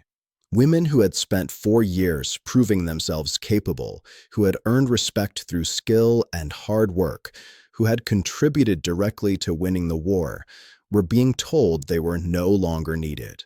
Worse, they were being told they should be grateful to return to domestic life. Magazine articles and government publications reminded women that their true calling was as wives and mothers. Returning veterans needed those factory jobs. Women's patriotic duty now was to step aside. Some women accepted this transition gracefully. They had always intended to leave the workforce when the war ended. They were exhausted from years of double burden, managing both factory work and household responsibilities. They welcomed the chance to focus on family. For these women, war work had been a patriotic sacrifice they were relieved to end. But many others felt betrayed. They had believed the promises about equal pay for equal work. They had internalized the message that women could do anything. They had developed skills, earned good wages, and gained independence. Being forced back into low-paying domestic service or clerical work felt like punishment for their success. African American women faced particularly harsh readjustment. They had fought discrimination to gain access to industrial jobs. They had endured harassment and unequal treatment, but persisted because factory work paid far more than domestic service. Now they faced massive layoffs and intense pressure to return to the kitchens they'd worked so hard to escape. Many refused. They would find other work, even at lower pay, rather than return to cleaning white people's homes. Here's the critical question. The summer and fall of 1945 represented a turning point in American history. The question wasn't just what would happen to individual women who lost their factory jobs. The question was what would happen to the broader transformation in gender roles that the war had catalyzed. Would America retain the lessons learned about women's capabilities? Or would the nation revert to pre-war assumptions about women's place in society? The answer, as it turned out, was complicated. The immediate post-war years saw a return to traditional gender roles. Women's labor force participation declined. The baby boom and suburban expansion of the 1950s reinforced domestic ideals of motherhood and homemaking. On the surface, it looked like the wartime transformation had been completely reversed. But underneath, something fundamental had changed. Women who had worked during the war were significantly more likely to work later in life compared to women who hadn't. The experience of economic independence, even temporarily, had lasting effects. And the daughters of Rosie the Riveter had seen their mothers build ships and aircraft. They had learned that women could do anything. That lesson couldn't be unlearned. The great question of August 1945, what happens to Rosie now, didn't receive the answer most women war workers hoped for. But it also didn't receive the answer that conservatives expected. The transformation that began when 350,000 women entered the workforce every day would continue, slowly and unevenly, through the decades ahead. The climax of women's wartime mobilization wasn't VJ Day. It was the realization that what women had proved during the war could never truly be forgotten. So, what was the result of 350,000 women entering the American workforce every single day for 4 years? What did it mean that 6.7 million women proved they could build ships, aircraft, and tanks as well as any man? What legacy did Rosie the Riveter leave for future generations? Let's start with the immediate, tangible payoff: victory. Without women's contributions, American victory in World War II would have been impossible. That's not hyperbole. Consider what we've learned. Women comprised one-third of the manufacturing workforce by 1944. They built approximately one-third of all aircraft, ships, tanks, and weapons produced during the war. Remove that contribution and American industrial production collapses. Without adequate production, there's no D-Day invasion, no island-hopping campaign in the Pacific, no strategic bombing campaign over Germany. The entire Allied war effort depended on American industrial might, and American industrial might depended on women. Rosie the Riveter didn't just help win the war. She made victory possible. But the legacy extends far beyond military victory. The wartime mobilization of women fundamentally changed American society in ways that are still visible today. Let's trace those changes through the decades. The immediate post-war years, as we've seen, brought disappointment for many women forced out of factory jobs. Female labor force participation declined from its wartime peak. The 1950s are remembered as an era of traditional gender roles, suburban domesticity, and the baby boom. On the surface, it seemed like Rosie the Riveter had been completely forgotten. But research by economists has revealed a more complex story. Women who worked during the war were significantly more likely to work later in life compared to women of similar ages who hadn't worked during the war. The wartime experience had lasting effects on career trajectories, particularly for more educated women. Once women had tasted economic independence and meaningful work, many sought opportunities to return to the workforce when their children were older. By the mid-1960s, married women were entering the workforce in unprecedented numbers. The two-income family was becoming normalized, and the daughters of Rosie the Riveter were coming of age with very different expectations about women's capabilities than their grandmothers had held. The women's liberation movement of the 1960s and 70s drew direct inspiration from World War II experiences. Feminist activists explicitly invoked Rosie the Riveter as proof that women could perform any job.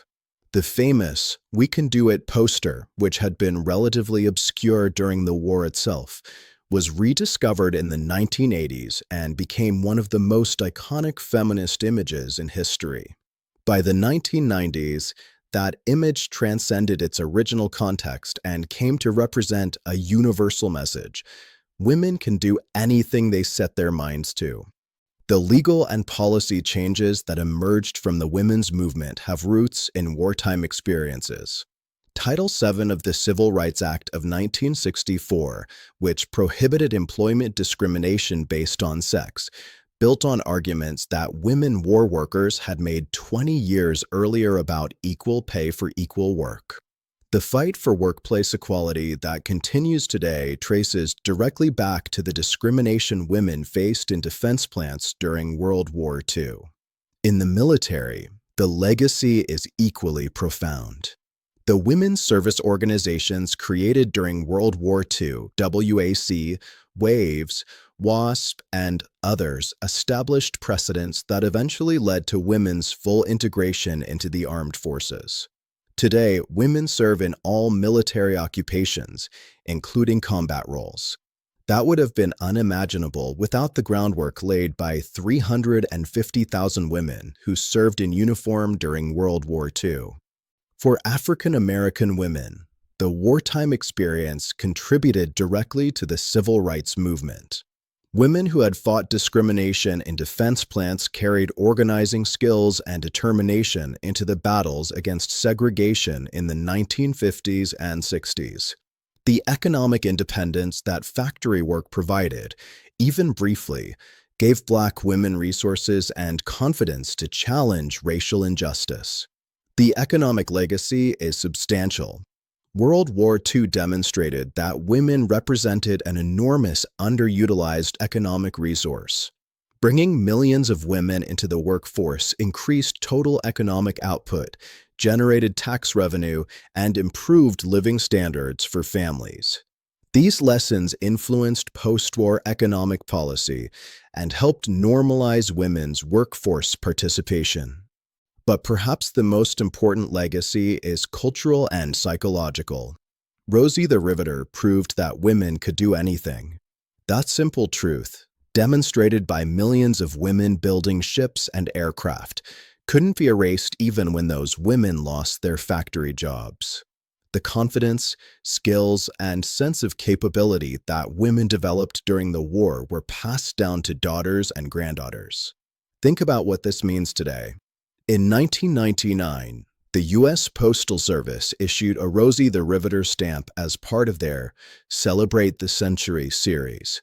In the year 2000, the Rosie the Riveter World War II Homefront National Historical Park was established in Richmond, California, preserving the shipyards where thousands of women had worked.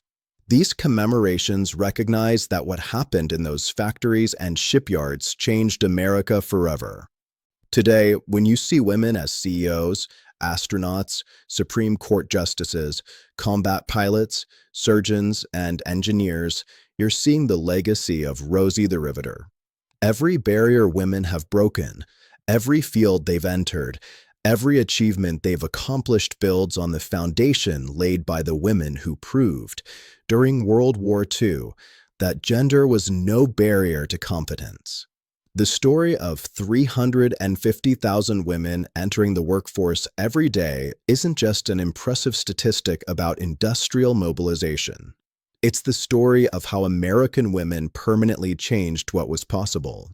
It's the story of how 6.7 million women, working in factories, shipyards, and aircraft plants, shattered assumptions about women's capabilities that had persisted for centuries. Rosie the Riveter has become the most iconic image of working women in our country's history.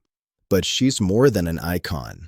She's a reminder of what becomes possible when barriers fall and people get the chance to show what they can do. She's proof that crisis can create opportunity. She's a symbol of strength, determination, and the refusal to accept limits on human potential. The women who answered the call during World War II didn't just build the weapons that won the war.